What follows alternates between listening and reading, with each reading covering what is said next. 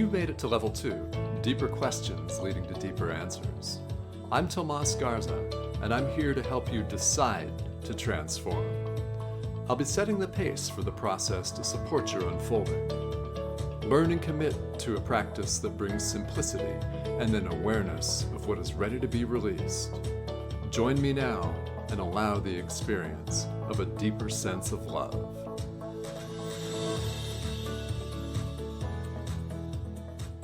Hello and welcome to Decide to Transform. I'm your host, Tomas Garza, and with me today for part 2 of our conversation is executive contributor and master spiritual teacher, G.P. Walsh. Now, in part 1 of our conversation, which we both want you to listen to ASAP, please, or immediately after this, what we talked about is the role of men in our society. And we're going to go into depth a lot more on this show about exactly what male roles are, but we talked about how we arrived at this point where there is so much confusion and where men in particular are confused about who they are and their roles to play in all aspects of life. Now, we talked about all kinds of societal changes, including the advent of agriculture several thousand years ago and the Industrial Revolution, and where that has left us, and talked about the fact that there is not enough advanced consciousness, as GP puts it, in the world yet to think and to believe that there could be a more equitable, a more just, a more humane paradigm that we could all live in. And it is, in fact, the masculine energy that has the energy to clearly analyze the situation that we find ourselves in and say, this is not working. This is not working, and we're built to endure the discomfort of change because we can put up with a lot, can't we? All right. So we're going to be talking further about this and other subjects related to men and male roles. And I really want to invite you to stay tuned. This is going to be a beautiful discussion with executive contributor G.P. Walsh. G.P., welcome back here. Hey, Tomas. Good to be back. This is great. And we had so much fun, and it was a fun conversation, really in depth, because I think that there are so many dialogues about masculinity in today's world, especially in spiritual and self-help transformational related circles, that don't address what we addressed in the first show, which is how we actually got here. And one of the interesting things, GP, that you said in the first show that I think we'll pick up with right here is there's not one particular person or particular group that did this to us. This is simply where we find ourselves. That is, yes. It's so easy to just point to some group, right? You can point to the Republicans, or they'll point to the socialists, and somebody else will, the Shiites, or I mean, it's so easy to do that. As if there's all these people sitting around plotting how they can make everyone's life miserable. It simply isn't the case. There isn't anybody to blame. Nobody made this happen. It is simply the confluence of events, the environment, the evolution of human consciousness, of the human body, of technology, of agriculture. If you look at all of the things, all of them inevitably led to this point, right? It developed value systems and cultural ideals and ideologies and all sorts of this. Nobody was sitting there inventing them, right? I think I'm going to create this ideology, right? They just happened, and like all ideologies or mythologies, they bring a certain stability to the culture, right? And they're successful as long as they continue to bring stability to the culture, and as long as they continue to allow the culture to grow. If you look at the mythologies, and when I say mythology, I'm not talking about In our modern idea, what mythology is it's just a falsity, and it's not true. It's an ideology. It's a paradigm. It's a model by which we can look at the universe and know our place in it, right? And what we call today capitalism is a mythology, right? Socialism is a mythology. Right. All the economics and political systems are mythologies because they're a certain view of the world, and that view of the world allows us, to function within it. Now, if that view of the world bears some resemblance to reality, right, the culture will be relatively successful. But if that view starts getting farther and farther away from something concrete and real, it's going to become self-destructive. It's going to implode on itself. And this happens. Cultures fall, right? Happen. It's been happening the entire time, and they're supposed to fall when they no longer serve the interests of the time. If you look at like Native American mythology, when white people came, and with the technology, the railroad, there's actually some Native American symbology that has images of the Capitol building in it, because theirs was a living mythology. It would always take in the changes in the environment, accommodate it, and so it would work as a way of being and knowing your place in the world. Right? Mm-hmm. Now, but when it gets frozen, like it has with us, or isn't meeting the needs anymore, right? And then it becomes more and more forceful. It requires more and more of an enforcing to maintain it. And this is kind of where we find ourselves at. Yeah. See, but nobody did it, right? Nobody did it. Yeah. But if a cultural hierarchy emerges and I'm at the top of that hierarchy, the last thing I want to do is change that cultural image. For sure. Right? Why would I? And matter of fact, it actually it develops a new mythology, and that is I'm God's chosen. I'm supposed to be at the top, or I'm evolutionarily better, or I have better genes than you, which is another way we just kind of incorporated it into it. And so, like in the U.S. and most of the West, but it's extreme in the U.S., the highest cultural ideal is the self-made millionaire or billionaire. Right? Mm-hmm. So this one kind of person who does one thing really well, make money within this particular system, has become the ideal of the system. Right? Mm-hmm. Not artists, not authors. No. Unfortunately. Not humanitarians, not teachers, mm-hmm. Right? This guy, it becomes, and so that becomes the image that everyone is supposed to aspire to. And this is the way it works. This is the way value system works. Okay. Mm-hmm. Now again, nobody did that. Right. But if the entire system imbues those who feel a certain group of people with that kind of power, they're going to be asserting that all the way up and down the line. And everybody up and down the line is going to believe that that's the way it's supposed to be. So everybody conforms. Right? Mm-hmm. Until somebody comes along and says, wait a minute,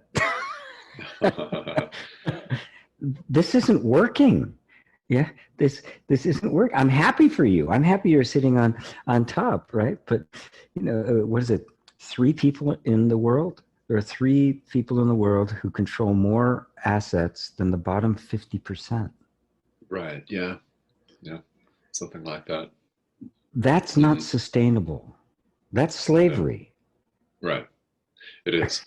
It is. And as we talked about, slavery really takes a number of different guises. And one of the only things that's really changed, in fact, the only thing is a very superficial change in appearance, in form of the slavery, which remains slavery in whatever context. Yes.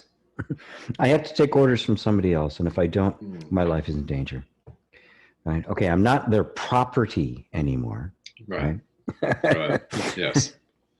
Yes. Right. But I'm totally beholden to them.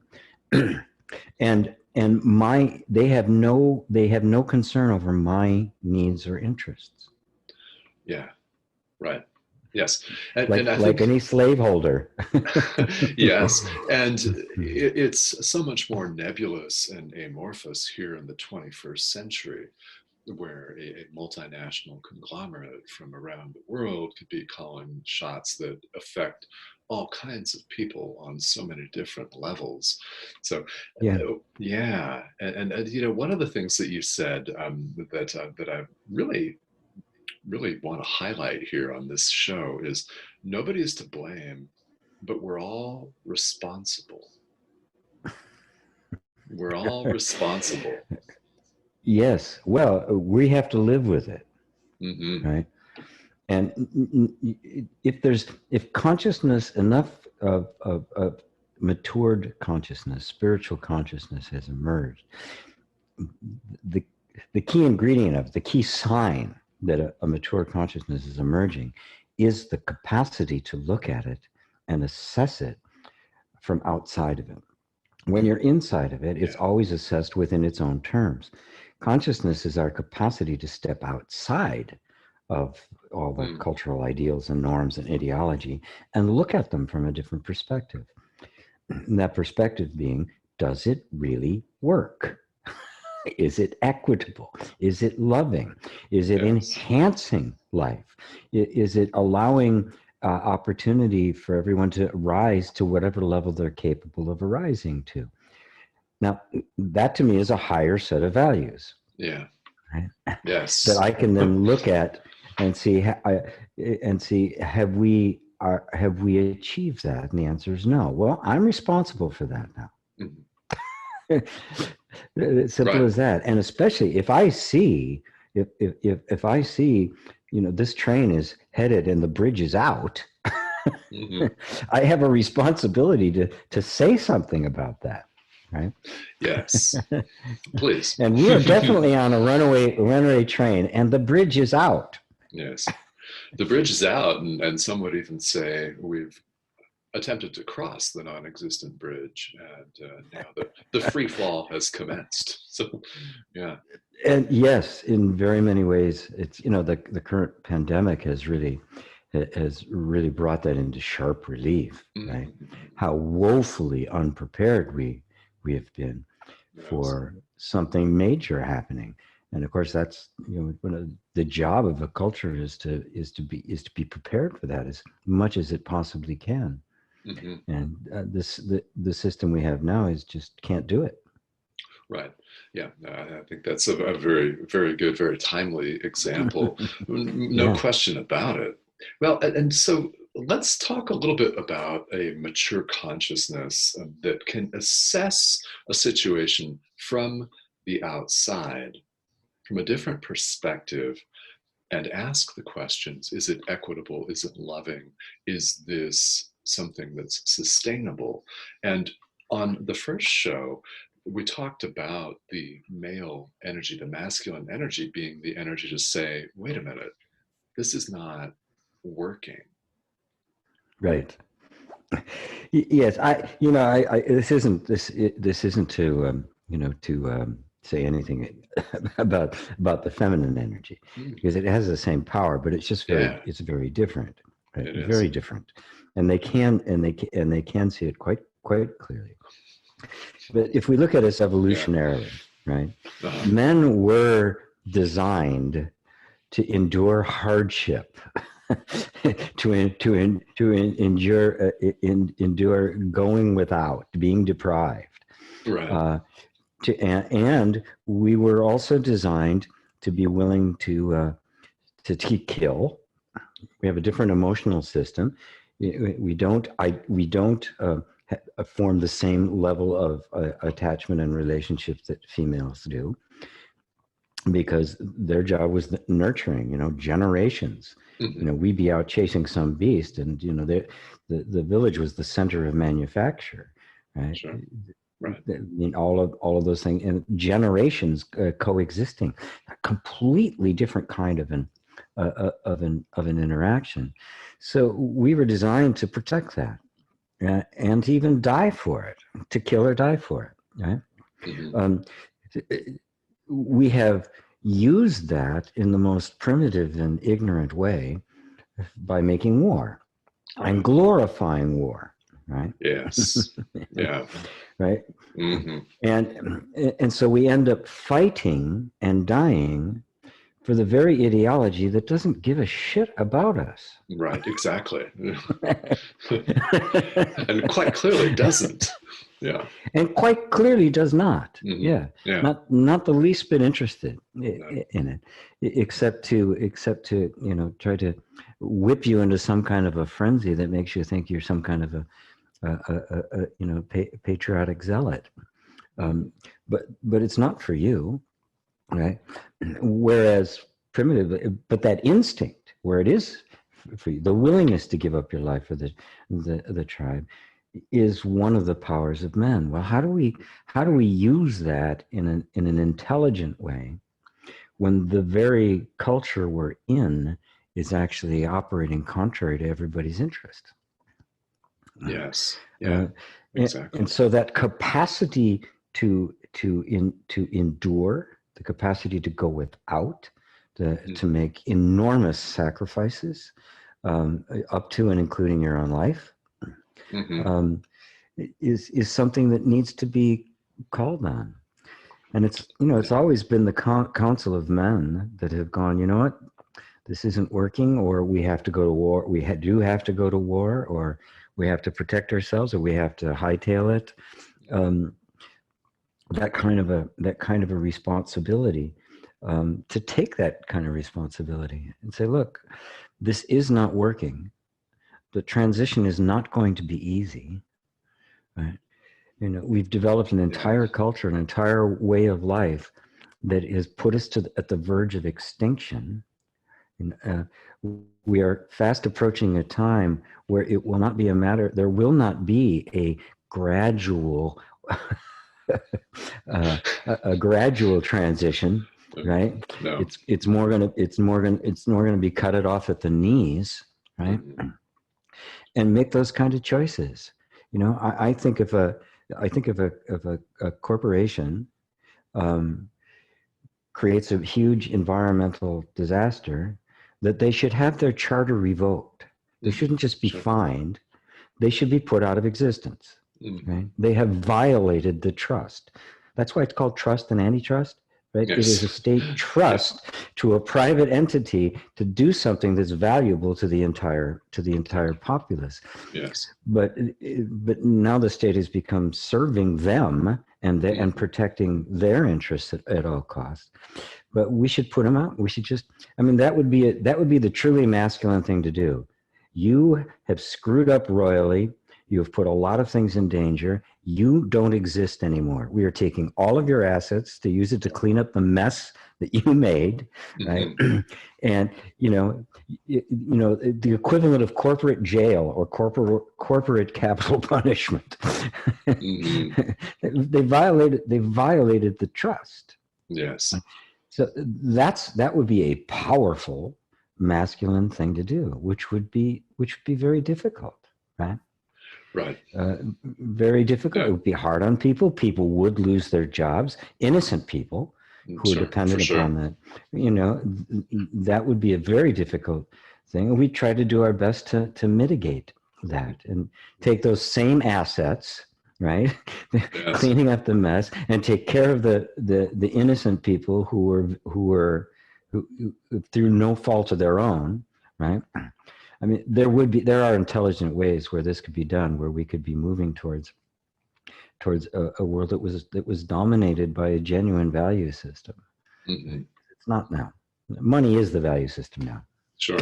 Yeah, it is. And there's so many people that would love to believe otherwise, but it in fact is 100% clear that money is the value system and that a Yeah. self-made millionaire or billionaire is somehow the cultural ideal. So, GP, you mentioned this transition to a different value system is clearly not going to be easy, but how do you see this transpiring? And I mean, what do we need collectively to start bringing this first of all, to people's attention, and then secondly, to begin to implement that? Well, that is a great question, and it's kind of funny to be sitting here doing this interview, and I'm not a historian. I'm a spiritual teacher. Mm-hmm.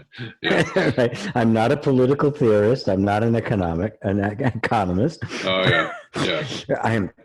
I'm a spiritual teacher, and why? So because I think that's where the answer lies.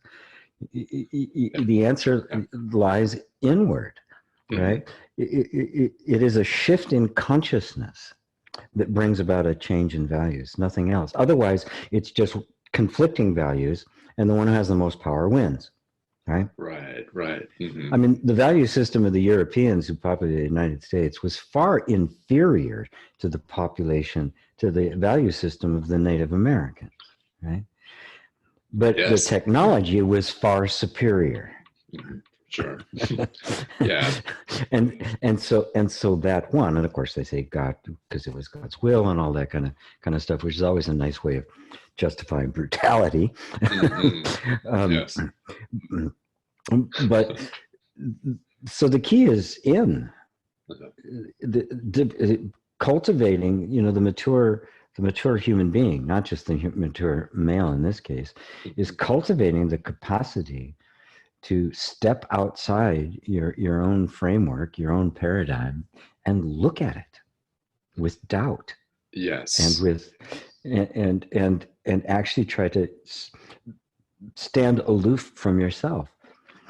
That is, to me, is the spiritual path. I know most people think of the spiritual path, they're going to be chanting Om all day, or I'm going to church and things like that. That's the surface. That's the surface. That's the cultural costume it might wear in the moment. The real essence of it is a genuine inquiry into what is actually real, what is actually true, what is actually the most beneficial.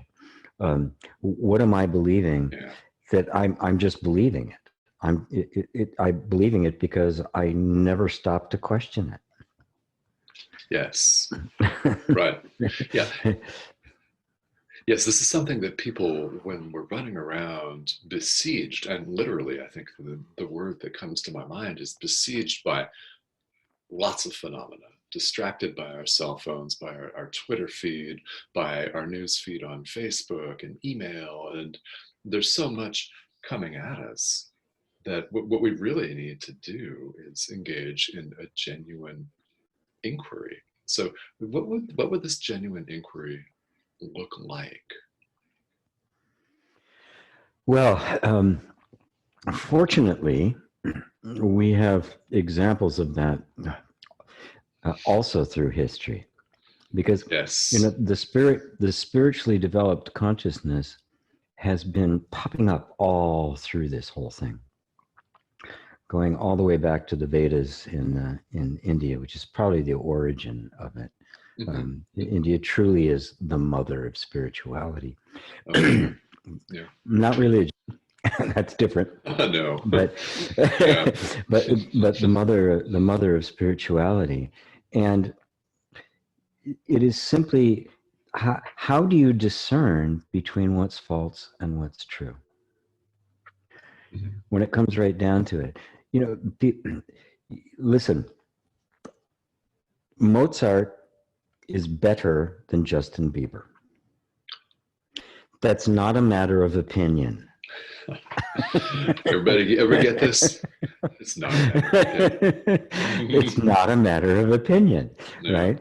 Picasso was better than my stick figures. That's not a matter of opinion, right? Now, I may like, Justin Bieber or Beer Barrel Polka more than I like Mozart, right? Sure. But I can't mistake that for a discernment, a genuine discernment in a difference in quality. Yes. Now, that capacity to distinguish quality is something that has been lost in our world, where everything has become relativized. Everything is a matter of opinion. And in that world of a matter of opinion, paradoxically, we're trying to force an opinion as if it was an absolute truth, rather than looking for the absolute truth. Now, the capacity to discern what's true and what isn't is subtle. There's no doubt about it. It's something that has to be cultivated. It's cultivated through meditation is one way, self-inquiry, non-dual self-inquiry is another way. And in meditation is not something that you do so that you get some kind of a result, right? Right. That's taking meditation and making it serve the cultural purpose, right? I decide what the result is supposed to be. According to my culture, this is the good result. And that culture, can be economic. So I'm go to Wall Street and I make a lot of money, or it can be some spiritual. So I'm going to meditate and I'm going to attain some kind of advanced state, right? Yeah. So if you start right from the beginning with just the desire to know and the assumption you don't, you have opened the door. If I start from the point of view that I don't know, in Buddhism they have a beautiful phrase. They call it the great doubt. Yes. Yeah. Exactly. Yeah. It is the great doubt. You doubt everything. I love it. Yes. Yeah. Yeah. They say great doubt, great enlightenment. Small doubt, small enlightenment. No doubt, no enlightenment. No doubt. You just keep going and going, and the train is falling down.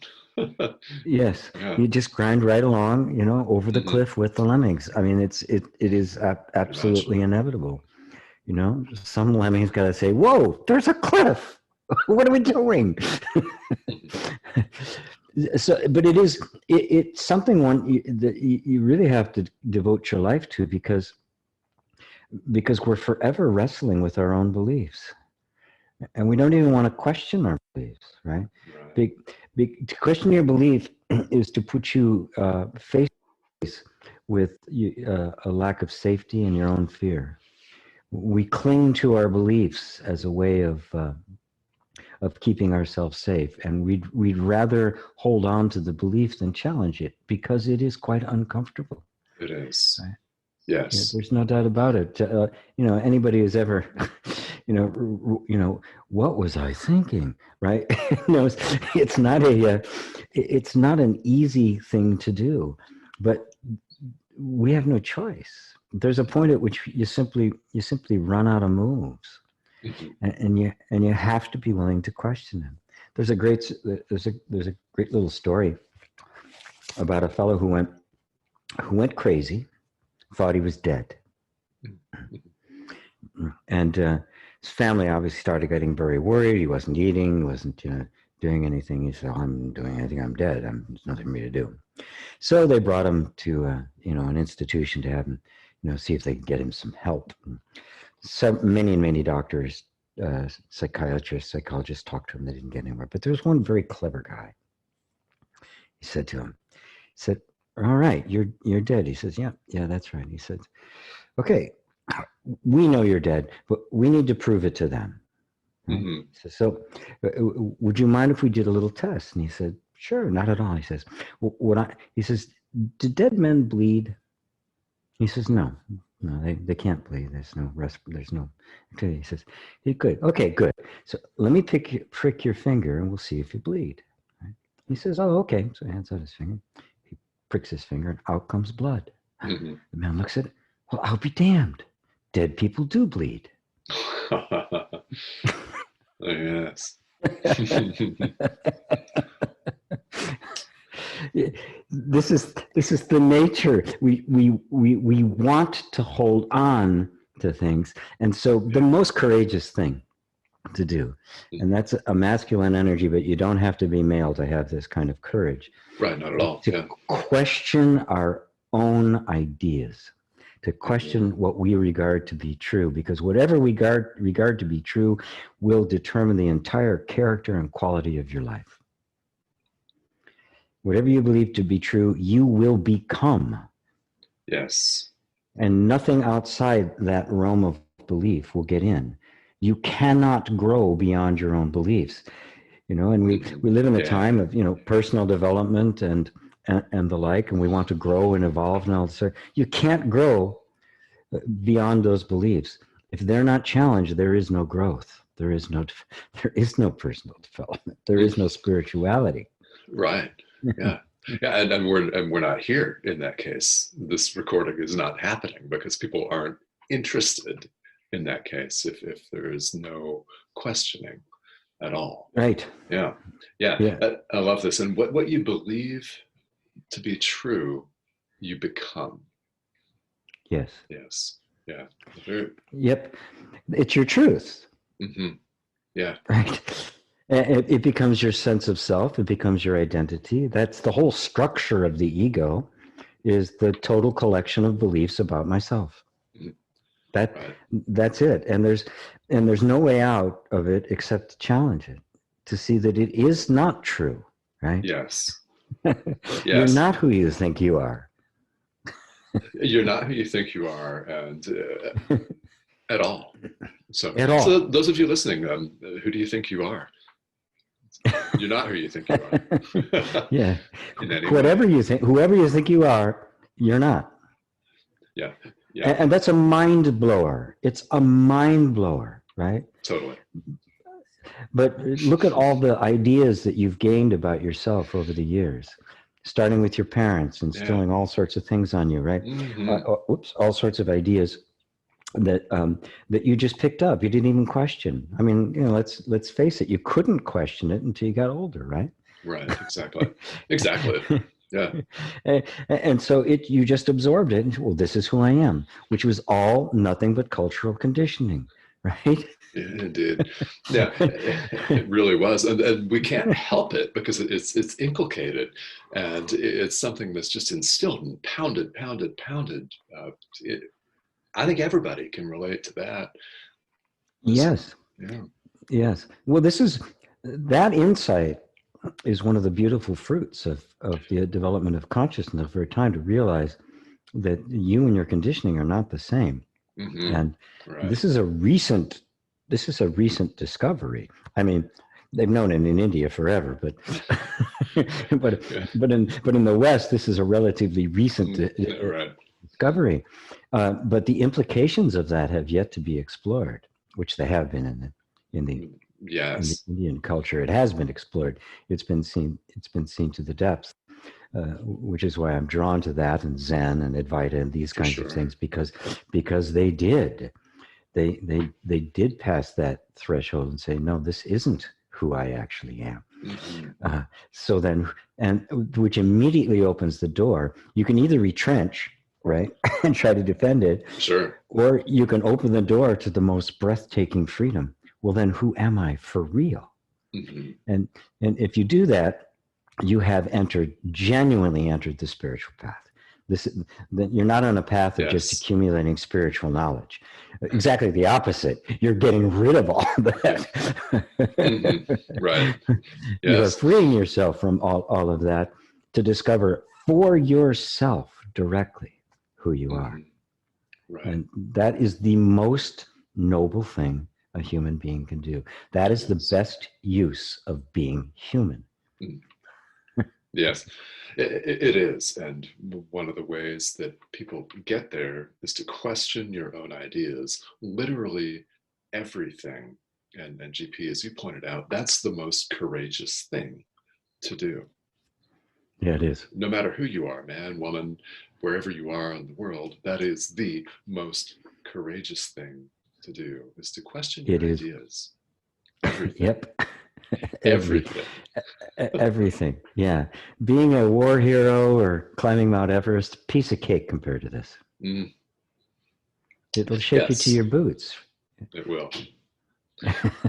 It will. And I think that's one reason why people start these and stop, and they settle for what passes for spirituality light, which is spirituality light, I guess, for lack of a better term. No, I like it. We want spirituality pro. Yes. And we're after the professional approach here, the effective approach, one that recognizes that it's about experience and questioning everything, literally everything, including Yes. asking the question as many times as you can and must, who am Yes. I? Mm-hmm. Who am I? Yes. Because without asking that question, you are defined by the culture. Mm-hmm. You are little more than a robot with a couple of different preferences from somebody else. The individuality is actually quite small. Right? Sure. Right. If we don't question that, then we simply are what we were conditioned to be. Mm-hmm. Yeah, Like a dog. Right? exactly. The dog Mm-hmm. doesn't question. This is the beautiful gift of being born a human. We can go, wait a minute. Yes. Yes. And the more you do, the better. The more often you say, wait a minute, what's going on here? I don't like this. The better. The better. And out of that, I mean, it's not an abstract thing, because out of that grows a deeper sense of value. You discern the capacity to tell the difference between Beethoven and Boys in the Hood, or New Kids Yeah. on the Block, or whatever. Yes. You begin to discern that there's a reality to this, and that also gives you the power to discern how to best structure your human life. How do we structure an economy? How do we structure our governments and shared services? How do we structure the family? How do we structure the relationship between the genders? Mm-hmm. Yeah. All of the big questions that we're solving now through ideology are solved through self-inquiry. Mm-hmm. They are. Yeah, they are. And that is the root of it, is self-inquiry and asking the Yeah. question, who am I? Literally. Yes. Literally, yeah. Who am I? Not who do I think I am. Not Mm-hmm. who was I told I am. Yes. But who was I before I got conditioned? Mm-hmm. And we'll give you all a hint Before all here. this stuff. Yeah, before it all happened, before it all went down, we'll give you all a hint. It's not a consumer. So if someone tells you that you're that, then no. You're not that. You're not a demographic. You're not a stat. No, nope. That's the hint that we're going to give you. Is you're not a consumer. So if you're feeling bombarded by advertising, just know you're not a consumer. It's our gift to you here today. Just a hint. So Yeah. GP, when people want to find out more about self-inquiry, where can they go if they want to find out more about you and your classes, your School of Awakening, your retreats? What would you recommend people do here? Well, YouTube is the best place to start. Okay. I do it's just YouTube/GP Walsh. I do satsang, which is a fancy Sanskrit word, which simply means I answer questions. Mm-hmm. It's every Sunday on YouTube. I do that, and it is just an opportunity for anyone to ask any question they want of a spiritual teacher. Yeah. Right? Yes. And I make myself available for that. It's free. It's live. Mm-hmm. I'll also do some meditations on YouTube live. They're kind of spontaneous. Mm-hmm. And on gpwelsh.com, you can find out about the various kinds of classes I have. We just finished a retreat last weekend. Mm-hmm. I'll be doing another one at the end of March. And the retreat is nothing but the kind of self-inquiry, exactly what we're talking about, right? Yes. How to actually go about knowing nothing, Mm-hmm. starting from scratch, challenging the assumptions, and discovering who you are and who you were before all of this stuff got installed in you. Mm-hmm. I love this. Where's the version 1.0, the original equipment, nothing extra added. Yeah. Um, so those are the best places to find me. gbwalsh.com, of course, is my site. Yes, and it's gpwalsh.com, and on YouTube, it's YouTube/gpwalsh. And I highly recommend the satsangs. Again, as GP said, they're free, and it's people asking questions, whatever's on your mind, whatever's on your heart, ask, and GP will answer them every Sunday on YouTube. So, GP, this has been wonderful, and we've given people a hint that they're not consumers. So, surely they'll tune in again, right, when we do this again to find out more. But in the meantime, I really hope, sincerely hope, that you listening out there have gotten something of tremendous value as GP has shared his incredible wisdom and experience with us. So, GP, thank you so much for joining me here today. Oh, thank you, Tomas. It's such a pleasure. You're so much fun to hang out with. This is well, I would say the same about you. And we'll do this again. GP is going to be Well, joining me here on Decide to Transform twice a month as executive contributor. So we hope you've enjoyed today's conversation. And again, gpwalsh.com to find out more information about GP and non-dual self-inquiry. Now, everyone have a beautiful rest of your day. GP, thank you so much again for joining me. thank you, Tomas.